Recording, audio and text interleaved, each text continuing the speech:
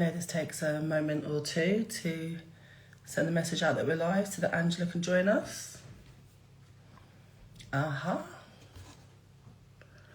See if it lets you in.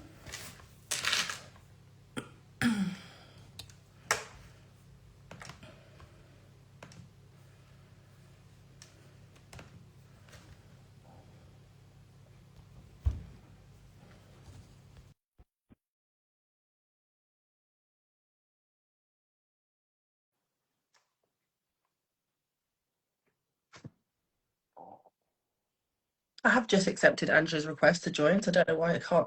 Hello! Hi, okay. Yes, all good, thanks. Hi, Jess. Thanks for joining. How are you doing? I'm good, thank you. Thanks for inviting me on. I'm really glad you're here. Really, really pleased that this is the first time we've actually properly spoken, like, been able to Yeah. have a proper sit-down conversation. So yeah, I'm really happy that you're here. So I'll introduce, I'll get started really with why I wanted to have this chat with you tonight. Hmm. So anyone that's watching and anyone that watches back, Angela is a former midwife from the NHS, and she's now working as a birthkeeper, an amazing birth practitioner, um, which is obviously very different to working within the NHS. And I wanted to get your take. I wanted you to share it with anyone that watches this on how it's different to work as a birthkeeper in comparison to working within the NHS as a midwife, and just hear your thoughts, your experiences through going through both different ways, both two different routes of supporting women and their families. So yeah, I think over to you if you're happy to introduce who you are, what it is you do, and I don't know, start where you want to start, really. Okay, so I was an NHS midwife for about 12 years. During that time, the majority of my time I worked on a busy delivery suite, but I also worked in the community, and I also set up the service for mental health within the trust I was working in. So I had lots of varied experience working in the hospital. I didn't leave until 2022, which was just after COVID.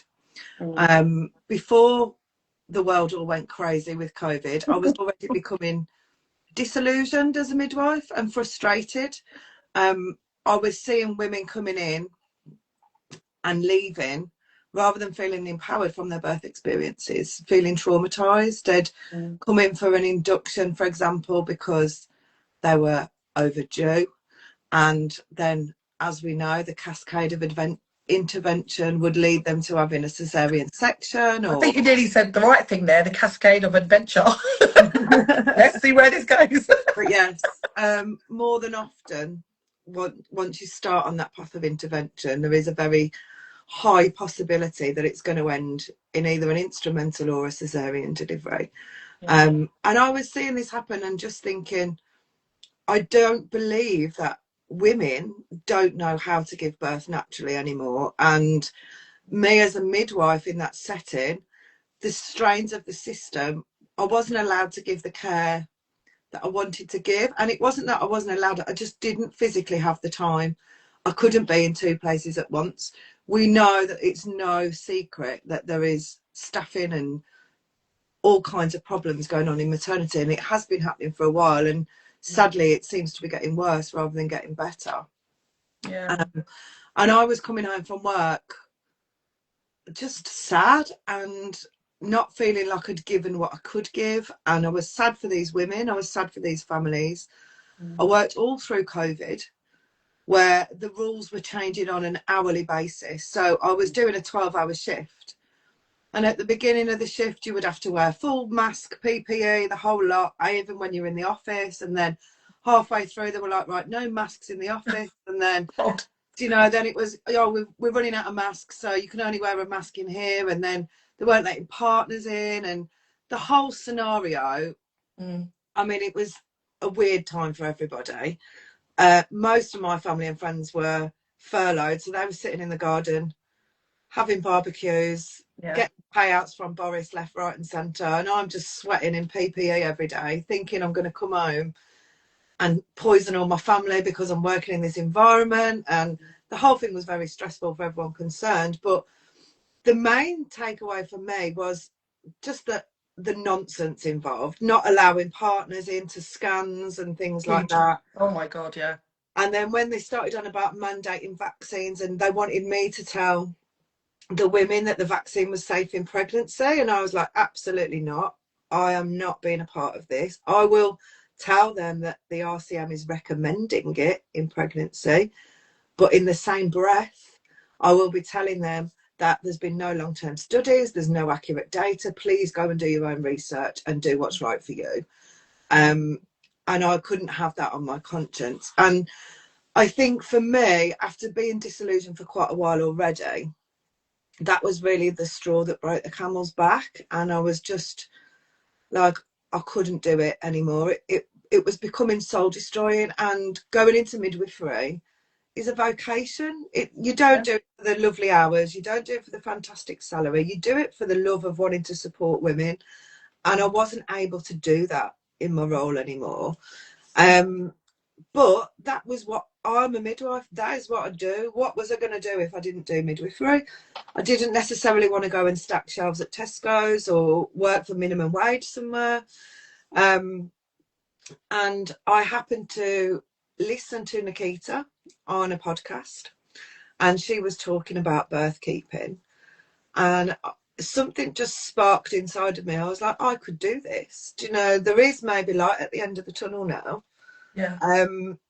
I can use my skills, but in a different way, because all I knew as a midwife was I either stayed in NHS midwifery, worked as a private midwife where I was still bound by the same guidelines and policies and restrictions. So it wasn't really solving the issue that I was having with the care that was being provided, or go into teaching and lecturing. Oh, that's what I honestly believed my only options were.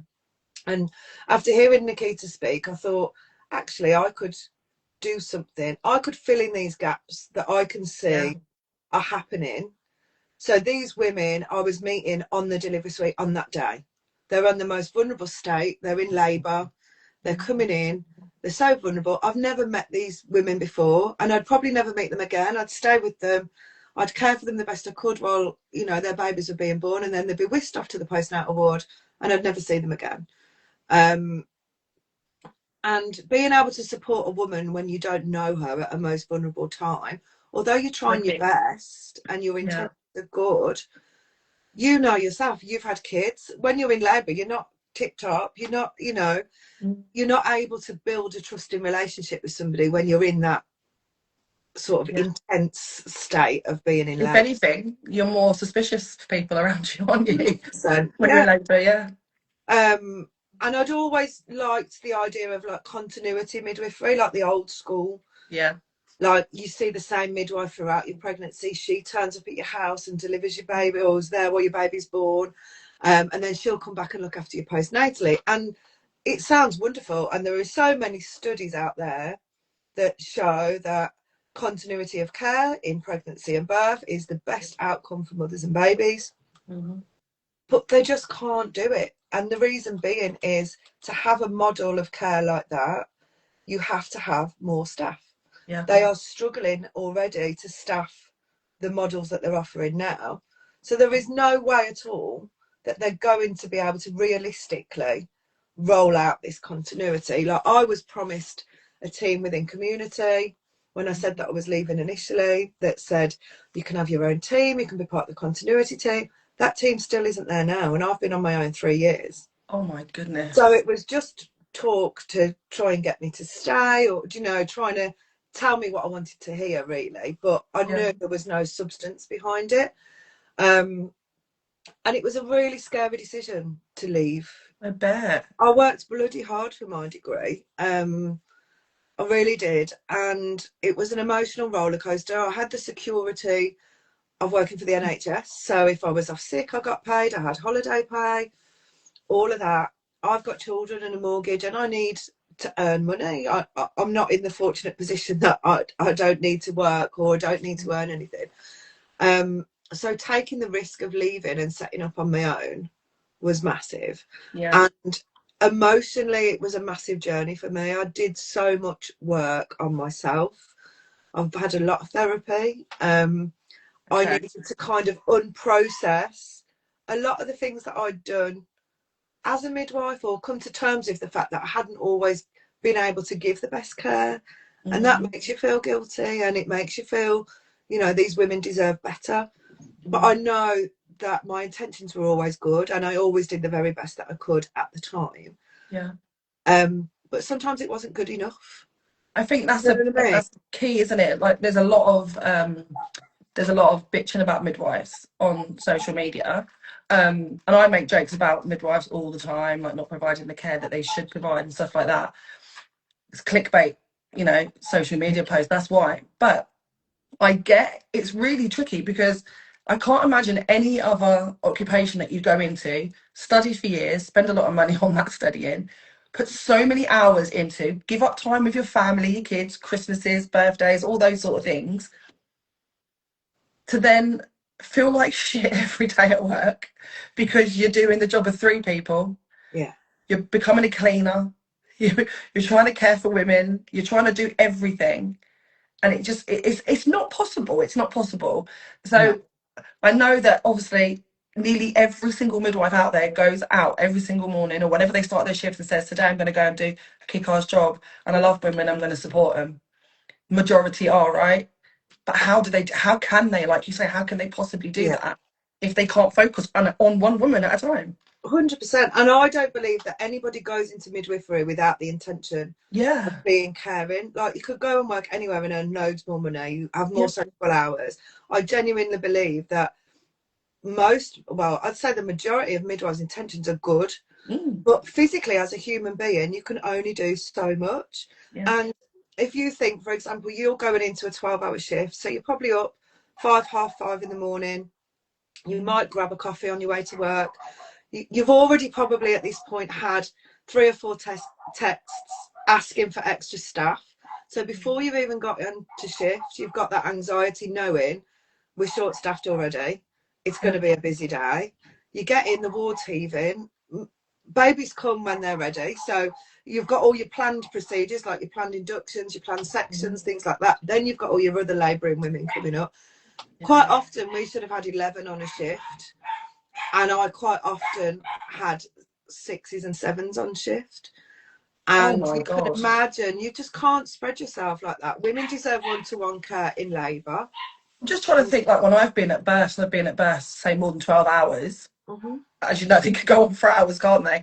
And I come away from them feeling absolutely battered sometimes. Yeah. And I can't imagine someone else saying to me at that point, can you just go into room 2 and see Mary over there? Yeah.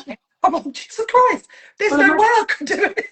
or imagine doing it 3 days in a row. Yeah, So yeah. I used to work 3 long days, and sometimes they would be consecutive days. So coming home, sometimes I was so exhausted. Quite often, you didn't get a break. Yeah. That was standard procedure, or you'd get a break maybe at 5:30, 6 o'clock. So you've been up since 5:30 in the morning, you've had nothing to eat, maybe had a sip of cold tea, you might have shoved a biscuit in your mouth as you've walked past the office, and then you're expected to go home and be a wife and be a mother. And I used to get in and I was physically exhausted. Like sometimes I couldn't even string a sentence together. Yeah. So I wasn't being a good wife, I wasn't being a good mom. On my days off, I was so tired, I was catching up on life. So food shopping, washing, housework, because you don't get to do those things when you work in 12-hour shifts. And my quality of life, although I was working 3 days, so technically I had 4 days off, I was exhausted on those days. Do you know that I didn't feel like I had a good quality of life? And you've got to question how long you can continue working like that for. Yeah. And whenever I'm quite outspoken, I'm not shy. Do you know, I will call things out if I think there's something not right. But anytime you raise a grievance within the NHS, or this isn't safe, the staffing levels aren't safe, I've been here for 12 hours and I haven't had a break, you're just trying to be more resilient. And I'm sure if there's any midwives listening, they can recognise that you know, they will have heard the same old story. You just need to be more resilient. Yeah. It's not that we don't want to give you a break, it's just not possible. And do you know, It's true, they can't. If you go on a break and a woman's in labour, who's going to go to her? I'd never leave them. Like my husband used to say to me, oh, make sure you have a break today. Like, you're entitled to a break. There's no way you can work. And I was like, I'm not going to leave a woman in labour. Absolutely not. Do you know? And the amount of midwives I knew, they're like, we all had water infections all the time because we were never drinking enough, never going to the toilet enough. Do you know? And any other profession, if you said, right, you've got to work 12 hours straight, no breaks, no toilet breaks, no drinks, nothing to eat, there would be uproar. Do you know, people would be Yes, there would. absolutely like, this isn't fair, it's against people's human rights. And imagine leaving a patient like for 12 hours, like, you would be struck off. But it Yep. seemed fine that we could be treated like that. And there's only so much as a human being that you think, hang on, I'm not going to give my best to these women because I'm not giving the best of myself. I'm not even looking after myself. So how can I possibly look after other people? And I decided that I was going to give it a go on my own. And although it was an emotional decision and it took time to build a business and things like that, but I would have zero regrets. It is the best decision I've ever made in my life. The work that I do now is what I thought I was signing up to do True when I midwifery. signed up to be Really? a midwife all those years ago. Yeah. I look after my women and families from sometimes even preconception, but from early pregnancy all the way through their pregnancy. I'm there with them for their labours and births. I look after them postnatally. And by the time they're in labour, instead of just meeting me for the first time, we've got to know each other, as you know. Family. Well, you know about their fears, you know Yeah. about family dynamics, you know their kids' Yeah. names, their dogs' names. Do you know, you Yeah. are in that intimate circle of trust, really, in that birth space. Yeah. And it's such a privilege. Like, I keep in contact with a lot of my clients now, which I never did as a midwife because it wasn't allowed. I've been invited to first birthday parties. I get videos when their babies start taking their first steps. And because I've been doing it for a few years now, I'm starting to get clients that are coming back to have second babies with me, which is just wonderful because you were there when their other children were I born. love that. That's what I thought I was doing when I signed up to be a midwife all those years ago. It really did make a massive difference. Is that this girl can birth? You are part of our family forever, Angela, and we're so privileged. Oh, I love that. That's one of my wonderful clients. She only had a baby 2 weeks ago. Oh wow! And she Congratulations. had her first baby with me as well, so that was lovely. Wonderful.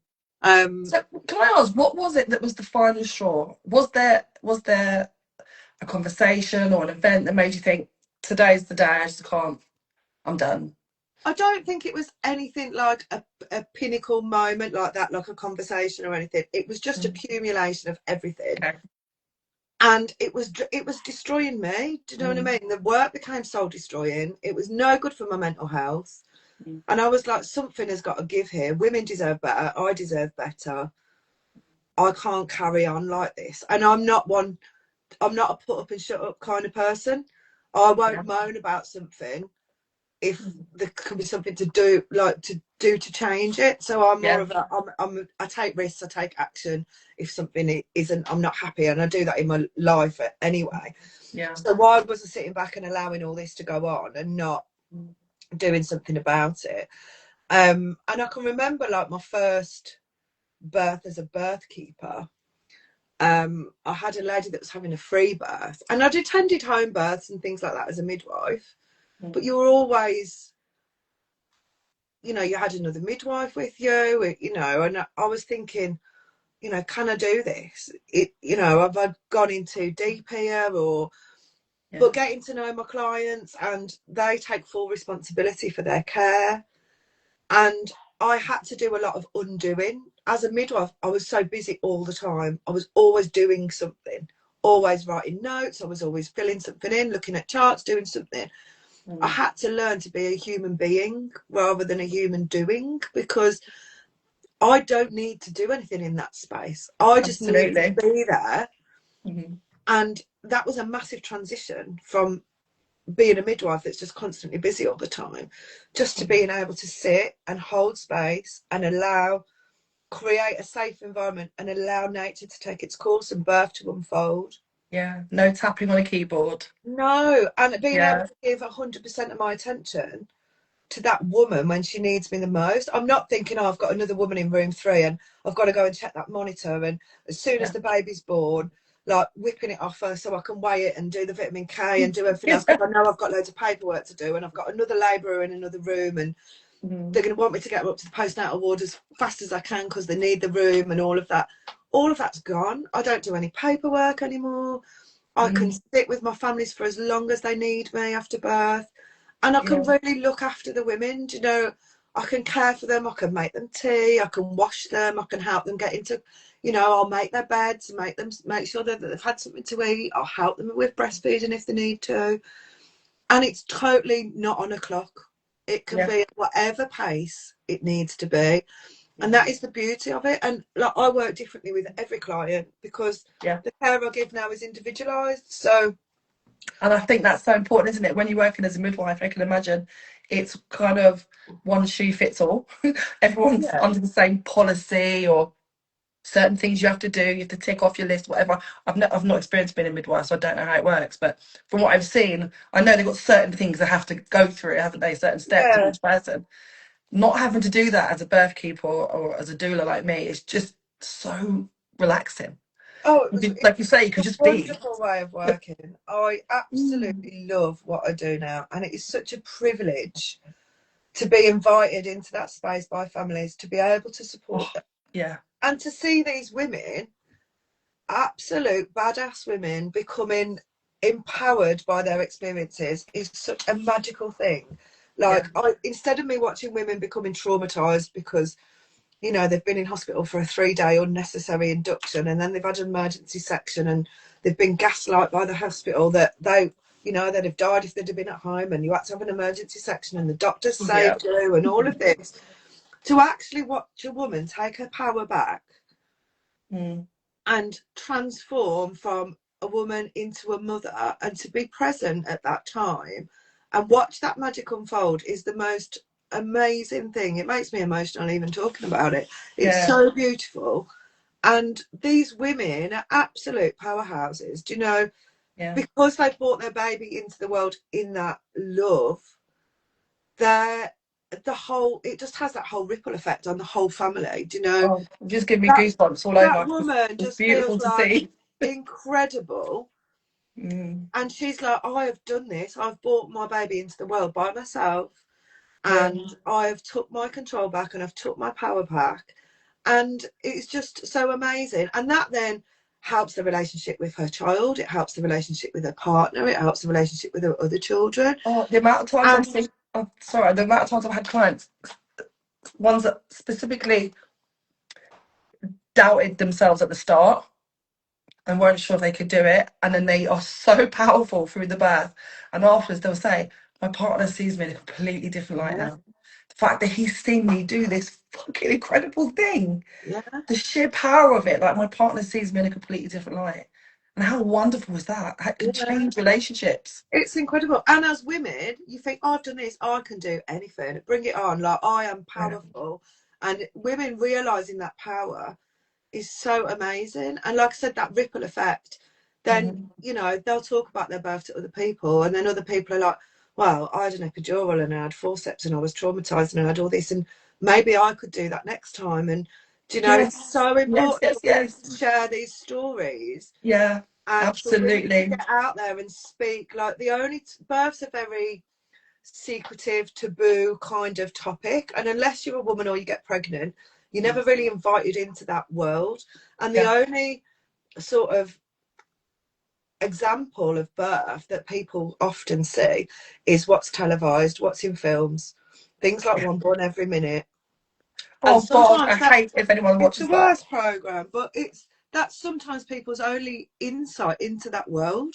Yeah, So they don't know any different. They're not like us. Their algorithm isn't showing them beautiful water births every single day.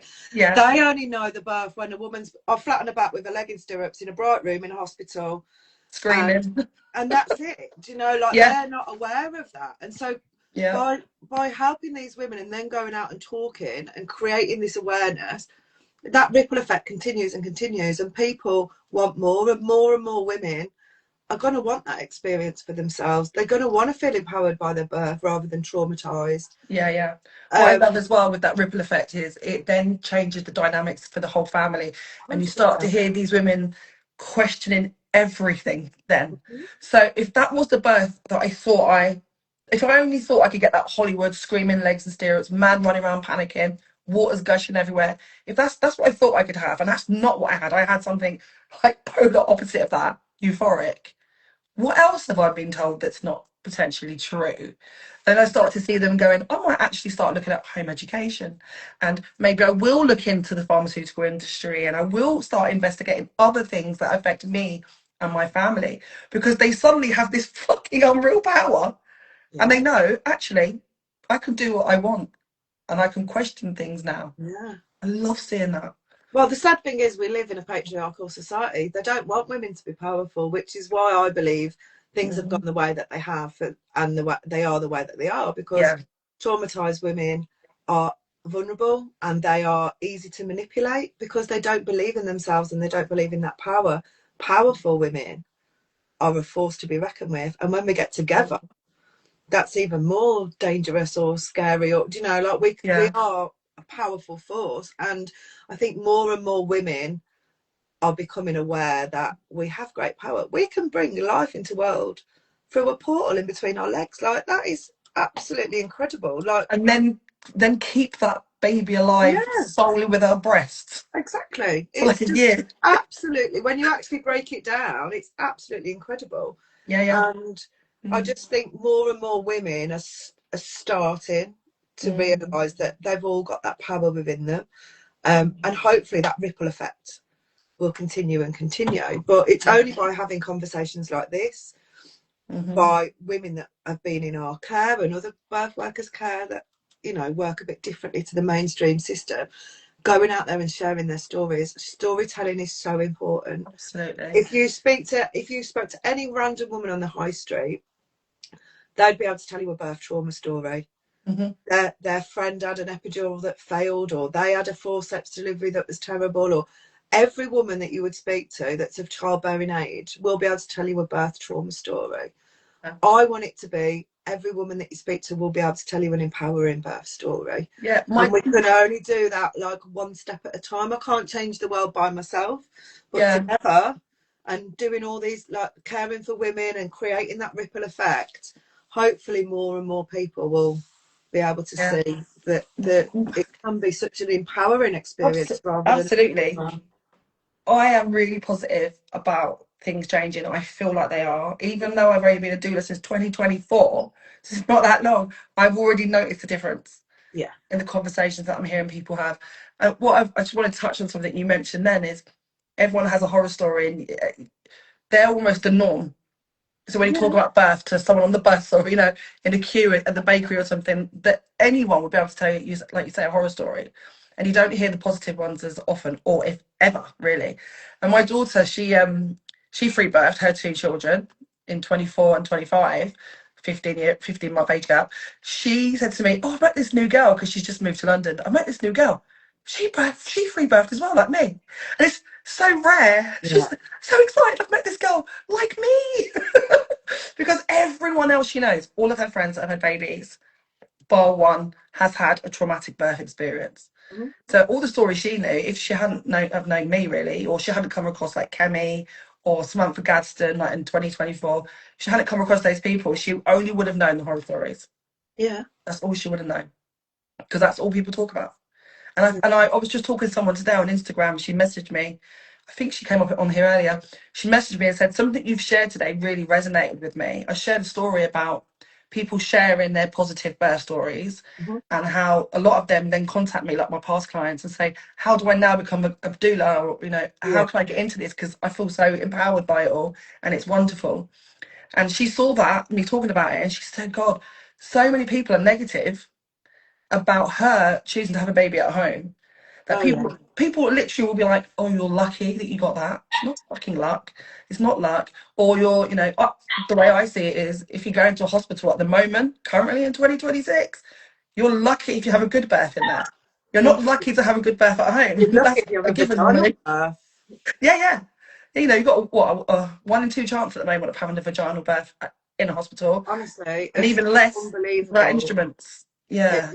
Well, it's not unbelievable, it's happening, but it's Well, so yeah. wrong. And like the induction rate is about 60-70%. I honestly don't believe that, 6 or 7 out of 10 women can't go into labour naturally. We're just finding reasons to intervene all the time.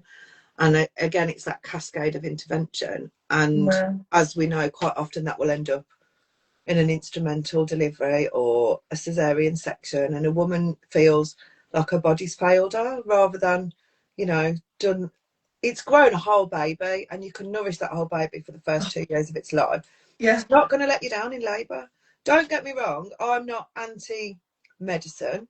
Mm. I think there is definitely a place if there is problems or there is complications. We're very fortunate in this country that we've got a service that is free and accessible for everybody, that if there is a situation arises that they need intervention, you can access that.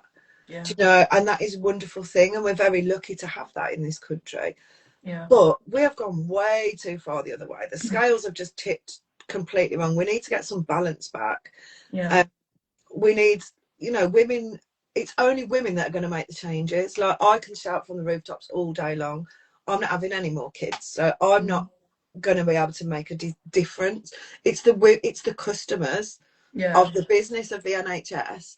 It's only when they start demanding better that they're going to start making a difference. Like, I've realised they stopped the home births in Gloucester, and there's a load of women now taking them to court, which is amazing, because women's voices are going to have to be heard, and they're going to have to provide a service, because ultimately they're a business at the end of the day. Yeah. And the customer is always right. So unless these women start demanding better and demanding more, there won't be changes. Mm-hmm. How many maternity reviews have we had that of all these things that need to be put in place, and nothing ever changes? And systemic racism was a thing when I was a student, Even 12, worse now. 15 years ago. Mm-hmm. Why does the colour of your skin make a difference as to how you're treated or how you're cared for in this day and age? Is Yeah. ridiculous. It shouldn't be happening at all. I can't believe that in this country, and I know it's the same in America and Australia, if you are a brown or black woman, Asian, you will not be offered pain relief sometimes as often as a white woman. Yeah, it's What the disgusting. hell is going on? It's absolutely disgusting. It's But shocking. nothing's changed, and so I'm hoping now that, I mean, I don't think the problems are going to be solved overnight by all No. means, but it's women's voices that are going to make these changes, and that's why, like, I'm so passionate about storytelling. Storytelling is so important, because when women hear other women's experiences, they're going to want better for themselves. Like, there's nothing better recommendation than word of mouth. Yeah. Like, you can read reviews all day long, and you know yourself, if you're buying something, you'll read the reviews and things like that. But if someone says, "Oh, I used this product and it was great," and it's someone you trust, you're going to believe that over any review that you're ever going to read. So women getting their voices heard and women getting their voice out there is absolutely paramount for change happening. We always go by reviews. We definitely do. So I've had people hire me and they say, "Oh, I found you here," and then I went to your website and then I saw your Google reviews, and I'm like, "Yeah, brilliant. Reviews work." But it seems like when you give a review about the NHS maternity systems, people still go and use it. That's the one review they always ignore. Yeah. You know, if it was TripAdvisor, it would have probably a 1 star, wouldn't it, at the moment? And That. people are still flocking there. How many people have home births? It's just I what, do 2%? think, though, that people are doing it because they don't know that they've got choice. Mm. So many women, like well-educated women that I've met, said, "I didn't realise I can say no. Yeah. I didn't realise I could say that I could not have a midwife. I didn't realise that I didn't have to go to hospital to have my baby." Yeah. And it's only by having conversations like this and creating the awareness. It's about education. Like, a lot of women will go into hospital because they feel they have no choice. Yeah. And it shouldn't be hospital or nothing, a free birth. That isn't a choice. No, So absolutely. that's why, like, myself and yourself and anybody else that's working to support these women, our role is so important, because we need to be able to offer that support. I don't do anything clinical anymore since I took myself off the register, but I don't need to. Birth is not a clinical medical procedure. It is a natural procedure. Do you know? And I think I've never thought, oh, I wish I could do this or I could do that. At any birth I've attended since I've been a birth keeper, I don't need the clinical skills. And there's certain things, like I used to do suturing as a midwife. So if a lady needed stitches, I'd be able to do suturing. I still have that skill, obviously, but now I'm not a midwife. It's illegal for me to do anything like that. It's classed as performing FGM, which is illegal. But I've learned other ways and better ways of doing things. So if I have ladies that have got tears, I'll use seaweed and honey. And you told me about that, and I've gone and told people. And the healing is so much better. And the feedback I get from women, they will say, do you know, oh, I had a tear with my first, and you know, I had a lot of scar tissue from the stitches. It was really uncomfortable, and I've healed so much better this time. And this is all things I've learned since leaving the NHS. And I was so fortunate to come across people that I learned from that weren't NHS midwives. So I'll talk a little bit about Artemis in a minute, the academy that I've set up with Nikita.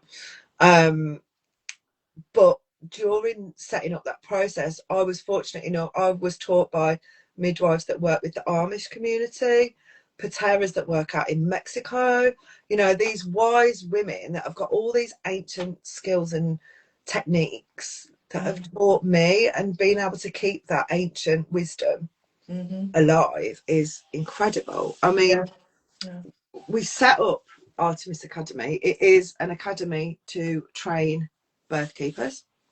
I know you've joined the course recently now. I'm doing it. So it is a year-long course, and it is kind of, I like to think of it, when I describe it, it's like the tree of knowledge of birth keeping. So I think the course provides you with the trunk. So you give foundations to be able to work as a birth keeper. And it gives you the branches, are like the little stems off it, that it might spark their interest in something. So you might think, oh, I'm really interested in homeopathy, I'm going to go and learn about that. So there will be an access for you to be able to go and study more and do that. Or you might think, I'm really interested in using psychedelics or you know, alternative medicines and things like that. So then you might want to go off and do further learning on that. And it's the foundation.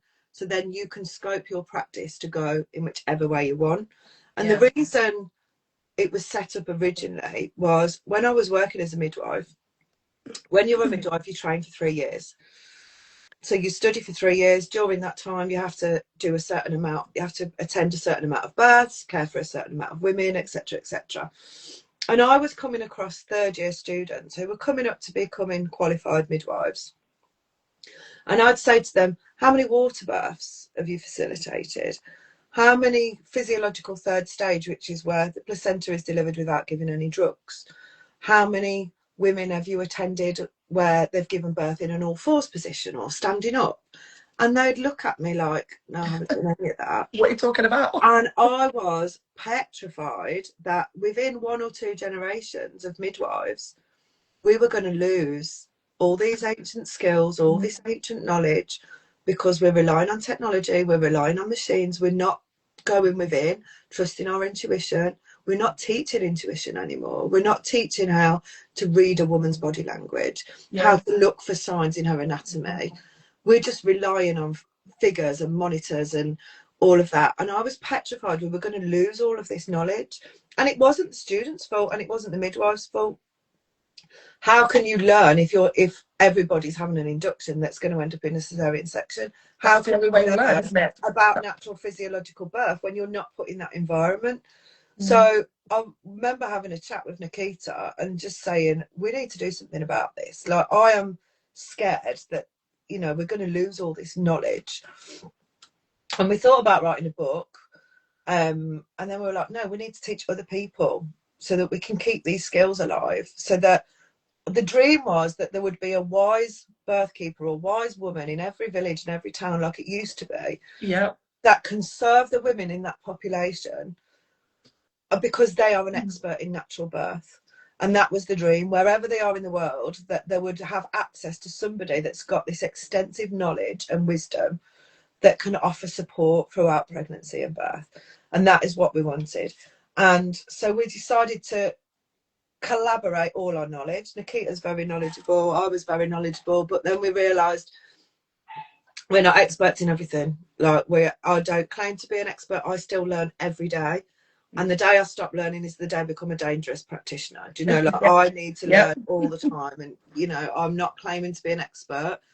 So we realised that we wanted our students within the academy to have the best possible experience and to have the gold standard of care. So we managed to recruit over 20 guest lecturers and speakers to teach on the Artemis course, where they have come, they are the experts in their field. So, for example, we've got naturopaths, we have got chiropractors, we've got homeopathists, we've got ladies that run grief workshops, we have got, like I said about the women that work out with the Amish community in America, we've got pateras that work in Mexico with the women over there.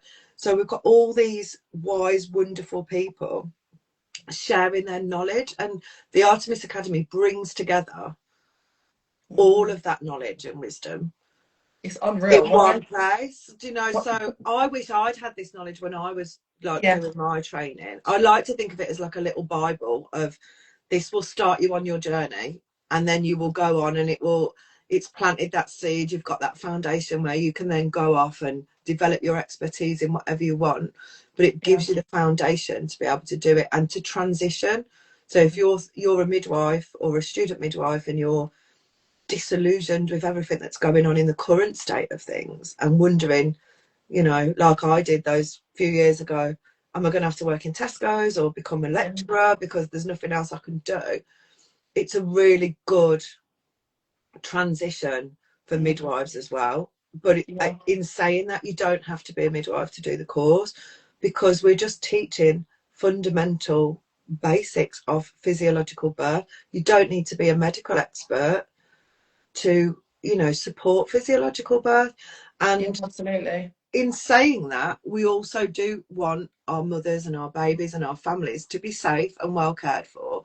So we do cover emergency scenarios. We do cover, you know, what a natural labour and birth should look like. And if there is an emergency, what you would do about it. Do you know, we want people to be safe. We don't want to go down this path where it's free birth or nothing and I'm in control and all of that, because that's dangerous. And that's absolutely not what we want. We want to train people to have the confidence to go and support women and empower women. Ultimately, the women that we care for are completely responsible for their own care. If they want to have medical intervention at any point, that's their choice. If they don't want to have medical intervention at any point, that is also their choice. We are not there to tell people how to give birth, where to give birth, what they need to do. We don't give advice. We are there to provide information so that they can make informed decisions. We're there to offer guidance, offer support, and make them believe in themselves, which is the major part of our role, I think, is the main point, making women realise that actually they can do this. And I can only support, I work within an hour of my home. I can only support so many women a year. I don't want to be on call all of my life. I need to have some kind of work-life balance. So the idea is to train everybody in these skills so that we do create this army of birth workers that have just got all this knowledge and wisdom. It's not medically based. We're not trying to, you know, tick boxes. We're not auditing things. We're not doing it for any other purpose other than to serve women in the best way that we can.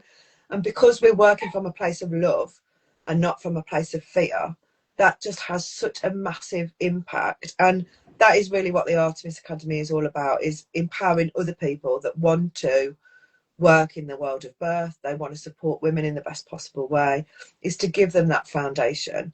And they will also then become part of the wonderful birth world and the wonderful community that we have and the supportive women that we have within our community. They all become part of that. And that is invaluable. It's like as you know yourself now, I know that you've done courses with When Push Comes to Shove. You're now doing the Artemis course. You know that we've got a little wise women in our pockets every day in our little WhatsApp group. If I you use them want, every day. yeah, if you want help with anything, and there's no other courses that offer that kind of ongoing mentorship and support. Yeah. And even though I set up the academy, I'm still asking questions. I still ask questions. I don't think I know better than anybody else. Do you know, like you will have seen me asking questions in the group, and Yeah. you know, can anyone tell me about this, or to keep our knowledge fresh. And we all bring so much to the table. We've all got different life experiences. We've all got different knowledge and background, and to just have a group where we can all share that is so wonderful. And to have a group of women that isn't bitchy, which It's in amazing, itself isn't it? is a revelation, but it Yeah. is actually true. Do you know, like everyone's there genuinely to support each other. Yeah. Well, I always tell my clients when they hire me, I say, you know, you're getting me and you can contact me through the days, and this are my boundaries and when you can and when you can't contact me. We'll have this many sessions and I'll come to your birth.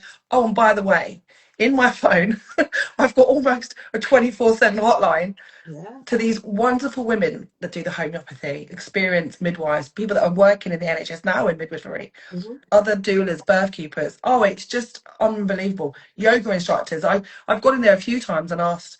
I've got a client that's got a problem with pelvic girdle pain, or they've got a prolapse after they've had a baby, and I'll get someone who does yoga coming back on that group within, you know, a few minutes. Give me some suggestions to pass on to my client. Yeah. Phenomenal. But like you say, it's a completely non-bitchy group, and I don't think I've ever experienced that No, anywhere I else. haven't either. And it's so not, and because there's so many women from all over the world, it Mm, doesn't matter what time of day it is. Like I've been at births at like 3, 4 o'clock in the morning, and yeah. I remember having a particular client, and it took about 5 hours for her placenta to come. Now, as a midwife, that was unknown because it was never allowed. It Heads was rolling. not even territory that I'd even gone into. She had a wonderful free birth. She was safe. Her observations were fine. She wasn't bleeding. I was happy to wait. But you can't wait indefinitely. So I've done all the usual tricks of, you know, let's breastfeed, let's empty your bladder, you know, all these kind of things, get you stood up and all this Yeah. stuff. And I remember messaging in the group, like, I've tried this, this, and this. What else can I do? And then somebody had sent me a message about try this acupressure point and try this essential oil. And, do you know, like, and just having, like, when you're in that moment at a birth with somebody, just knowing that you've got that backup as well Oh, it's is unbelievable. I've incredible. used it. Because, like I said, as a midwife, I could pull the emergency buzzer and I'd have a team running in, or if I was at home birth, I'd always have another midwife with me. So going on your own as a birth keeper can be scary at Yeah. first, but knowing that I've got that sort of expertise with me wherever I go, it's kind of like that emergency buzzer or that team, or, do you know, it gives me that Yeah. security. And the But with a more big births I've difference. attended, my confidence is built more and more. Of Like, course. and Yeah. I've realised that actually I don't do a lot. Do you know, like I am just there to empower them women and make them feel safe. Yeah. My And daughter asked me recently, my little girl, she said, Mum, I said, I've got to get back for this call. I've got like a discovery call for a new family. And she said, is it your doula work? And I said, yeah, it is. And she said, well, I have to laugh. She said, what exactly is it you do as a doula? And I'm like, you come to all the sessions with me. What do you mean? She's like, I don't really know what you do, because I don't really do. Am I? yeah, Am I? Inflate the pool, put the pool down, get some drinks, get something to eat, get a blanket if mum feels cold, top the pool up, you know, clean up the blood. But realistically, there's not much we need to do, and that's what's so yeah. beautiful about it. Just We holding don't that get in the way. space and making the women feel safe. Their bodies are Yeah, more than capable of doing what they need to do. It's just us. I think our role is just empowering them and making them realise that yeah, they have got this power, and yeah. being able to hold that space for them and Mm. protect them from interference that is unnecessary. Do you know, like if you've Yeah, got yeah. people knocking on the door, or they've said that they don't Mm. want monitoring, and then you might have a midwife there that's trying to monitor them. I'm like, no, my client said that no. Like I have literally shut people out of birth rooms. Yeah, I have as Like, well. you are not coming in here. My client has Yeah, said no, do you know, and to being able to advocate for them in that space, because you hear so many women that may go into a hospital setting to have their babies, and they're like, I'm going to decline this and I'm going to decline that, and I'm going to be strong, and no is a full sentence, and I'm going to be able to do this. And then they get in there and they're in labour and it's intense and they're vulnerable, and they submit to things that they did not want to submit Mm-hmm. to because they haven't got the energy when they're giving birth and they're in labour to then be fighting for their rights and to be Really able to difficult. advocate.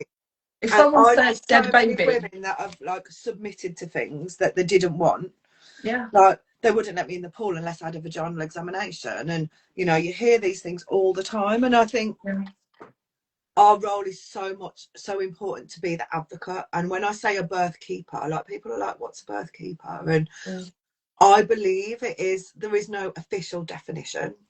My personal interpretation of being a birth keeper is somebody that's got a real in-depth knowledge and understanding of mm-hmm, natural physiological birth, mm-hmm, but somebody that can hold space. So it's keeping that space, it's yeah, advocating for those women and families mm-hmm, and protecting them from whatever that may be, yeah. whether it is interfering mother-in-laws, whether it is, you know, medical services, whether it is whatever. If you need to fight their corner, Mm, like the battle quite often begins before birth. I've had yeah, women that want to have like a home birth, but they want NHS midwives involved. And they're like, I'm told I can't have a home birth, or I'm not allowed to use the birth centre because my BMI is over 30, or mm, do you know? So I get these. My role then becomes that advocacy role. So I take the battle for them yeah, so that they can concentrate on, you know, growing a baby, going yeah. into labour, birthing their baby, and it takes the pressure off them because I It's can easier really for us be to the do that, advocate. Yeah. isn't it? It's easier for us because we're not emotional. Our hormones aren't going crazy, you know, at 39, 40 weeks. Theirs are. Let's face it, that is happening. And also, no one can scare us by saying, well, if she doesn't do this, no one wants a dead baby. It doesn't phase us at all. But as No. soon as a mum hears that, or a birth Yeah. partner, that switches everything upside down. Because like you say, they go in there and they think, I'm going to be that badass mum that says no. I know what I want. I've got my birth plan. I'm sticking to it. And then someone says, well, you know, we just want you know, what's best for baby. We don't want baby to die. We don't want baby to go into the NICU. Suddenly, all that tough, bullshit stuff is Mm. gone. It's really difficult. So for us, we could sit there and go, no, actually, mum doesn't want that because Yeah. it doesn't phase us. What you say, Yeah. we'll pass your message on, but there's still a no. Yeah. And I think also just for the women as well and the families, having somebody like us, having a birth worker by their side, it reinstills that confidence in them. Mm, So they're like, no, I don't want a vaginal examination. Like, I don't yeah, want, and I'm going to go in the pool. And like, I've had women say to me, oh, they wouldn't let me in the pool because they needed to do an examination first. And unless I'm in labour, they won't let me go in the pool. And I'm like, if you've got a midwife looking after you that can't tell if you're in labour without doing a vaginal examination, I'd seriously be questioning their capabilities you wouldn't want to get of in the being a pool if you weren't in midwife. labour. Yeah, exactly that. And if you get in and contractions slow down, you can get out again. It's not Yeah, like. they'll pick back up. Also, the irony of all of that is that when I was a midwife, if you had a woman call in early labour, the first thing you do is tell her to have a bath. So you're telling her to get in water because it's going to help her, and then you're Yeah, like, well, you can't go in the pool unless you're in established labour. Like, it absolutely makes no sense whatsoever. yeah. Well, it's so much of it is nonsensical, and it Oh, makes me get 100%. so frustrated when I hear it because I look at these people and I think, you do you know what you've just said is absolute bullshit? Yeah. Doesn't make sense. Doesn't make sense at all. It's like when you have a vulnerable baby and the women will ask for delayed cord clamping, and they're like, yeah, we can do that, but if your baby needs resuscitation, we're going to cut the cord straight away. And I'm like, so It's being you're kept going to do alive. it for the most vulnerable babies, the ones that need the help, that will benefit more from having the additional, you know, Yeah. stem cells and the additional blood flow. You're going to compromise them even more by cutting the cord and Mm. not following a mother's wishes. Do you know, like, there is so many contradictions, and Yeah. I the remember irony of it is midwife. ridiculous. Remember midwife saying once I was supporting somebody C-section, planned C-section, because she was a single parent, newly, she didn't want to do it alone, and she'd had a terrible experience of her last C-section, and we were very adamant before we went down to theatre that that cord must not be cut. Do not cut that cord. You have to keep it with attached to baby for as long as possible. And the midwife outright said to me, looked me in the eye, not mum, and said, "You do know there's no benefit to that, don't you?" I was really put on the spot, and I am big and bold and loud, and I will say fuck off if I have to. But I was put on the spot, and it wasn't even me having a baby. And I've looked at mum and gone, I'm like, I don't know what to say because I'm so shocked. I'd have been When she printing off left, a load of laughed. studies when I got home and hand delivering them to her to have a look at afterwards. But yeah, it is definitely I don't know. Yeah. There's a lot of contradictions. I've actually told clients before now, when I do birth plans with my clients, they take a long time, like a couple of hours at least. Yeah. Go through every which way scenario and everything, and we're like, what if this happens? What are we going to do then? You know, like every kind of eventuality. So they feel prepared. So Yeah. if things do escalate, which touch wood, they haven't. But if they ever did and there was an emergency, because they've kind of got a plan in place, it's going to be less traumatic for them They've rather than discussed just it. all Yeah. this big like worry and everything happening all at once. So we always have a discussion. And the majority of my clients now, in fact all of my clients now, will want home births or free births or stay at home and tend to avoid hospital. They seem to be the clients that I attract. Yeah. I will support anybody anywhere, but generally if you're looking for somebody like me, you're probably going to be looking for some alternative, wanting to stay away from the medical system. Yeah. But I am like, if there's an emergency, we'll need to transfer to hospital. What's the plan? Quite often, for example, if a woman needed a cesarean, she's only allowed one person in with her, and most of the time they're going to want their partner to be there rather than me. I was like, I'll follow you to the hospital, I'll wait for you, but they won't let me into theatre. And when we talk about delayed cord clamping, I'm like, you're going to have a battle on your hands. So the best thing to do is say you want a lotus birth.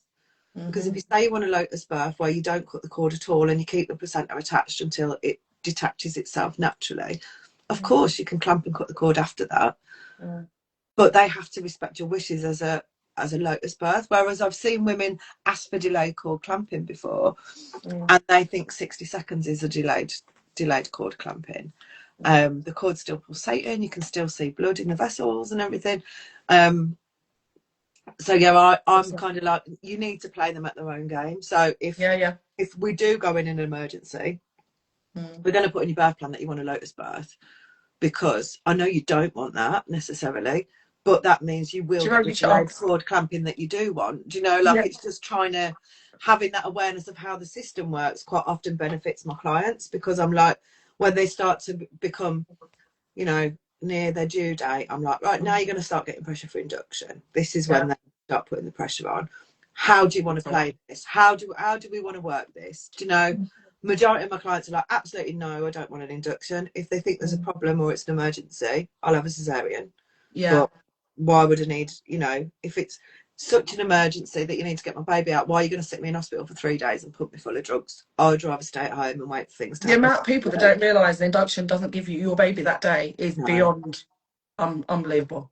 Yeah. So many people say, I'm going in today. I follow lots of different people that are pregnant on Instagram, and I'll see them post stories saying, got my induction tomorrow morning, I'm going in at 7, can't wait to share pictures of baby. No.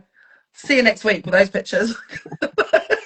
It's not happening. I've just realised the time, and we only get an hour on here, really, so we're going to have to wrap up, I'm afraid. Well, no, it's been lovely chatting with you. It's been gorgeous. Can you?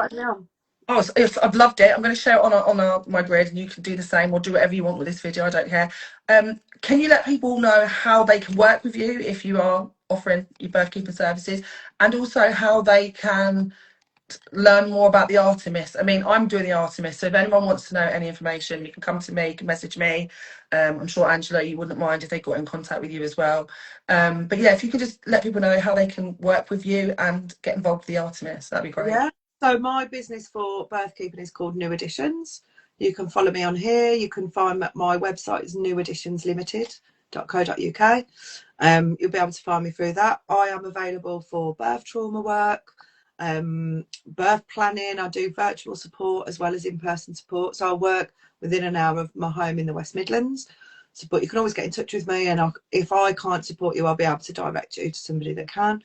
And if you are thinking that you want to work in the birth world, or you're a midwife that is fed up of working within a system that's not helping women, and you're considering looking at the Artemis Academy, our website is artemisbirthattendantacademy.com. If you put that into Google, the website's got loads of information. Otherwise, if you message myself or Nat, we'll be able to pass on that information. It is a year-long training and it Yeah, is incredible. It's it's really, unbelievable. it's really good. And like you say, you get that ongoing mentorship and support Mm. as well. Can I just add, you mentioned about people maybe already working in midwifery, transferring over and becoming a birth keeper. I used to work in sales for over 20 years. I then left that, went into working as a doula. So I've done my doula training and now I'm doing the birth keeper training. So I feel like it's also really good for people already working as doulas or Definitely, yeah. hypnobirthers or anyone kind of in that area working with mothers. Yeah. This would be another amazing It's step like up, the next level up. If you want to do big that time. deeper knowledge, that Yeah, deeper understanding, it's definitely the next level up from doing a doula course. Like I say, yeah, it's a year long course. So you can do a doula course over a weekend. yeah, Uh, yeah. it is a year long course. It's over 200 hours of It's learning big. and the rest, because you keep going off on a tangent and It's big. reading into other bits and stuff. Yeah, yeah, yeah. But yeah, it Um, is incredible. anyone that's watching this or watches it back, if you are interested in doing the Artemis birth attendant course, send me a DM because we have spoken about this before and we could potentially get you a little discount. So message me, I'll get you a code that you can use and you can get some money off the course. But yeah, thank you so much, Angela. It's been amazing. Thanks for Lovely. Thanks sharing for your having me. stories. It's been wonderful. Thanks, Nat. See you Enjoy the rest soon. of your night. Take Take care, my care. love. Bye Bye bye. bye.